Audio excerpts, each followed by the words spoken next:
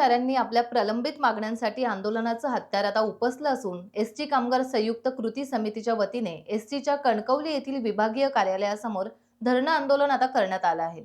आजच्या आंदोलनाच्या दुसऱ्या दिवशी एसटी कर्मचाऱ्यांच्या आंदोलनामुळे एसटी महामंडळाला फटका बसलाच, मात्र प्रवाशांची मोठी गैरसोय झाली। कणकवली एसटी स्थानकावर किरकोळ स्वरूपात वाहतूक सुरू असल्याचं दिसत होतं, मात्र प्रवाशांची मोठी गर्दी झालेली यावेळी पाहायला मिळाली। इतर आगारातून येणाऱ्या गाड्यांची शाश्वती नसल्याने अनेक प्रवाशांनी खासगी गाड्यांचा आधार घेतला। कणकवली आगारातून दुसऱ्या दिवशी 211 पैकी 86 फेऱ्या रद्द कराव्या लागल्या होत्या। त्यामुळे एसटी महामंडळाचं मोठ्या प्रमाणात नुकसान देखील झालं आहे।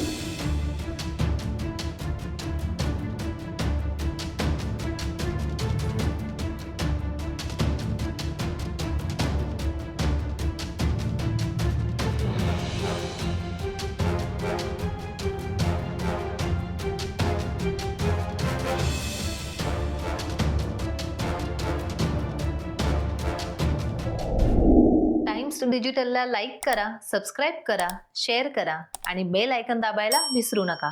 पाहत रहा टाइम्स डिजिटल।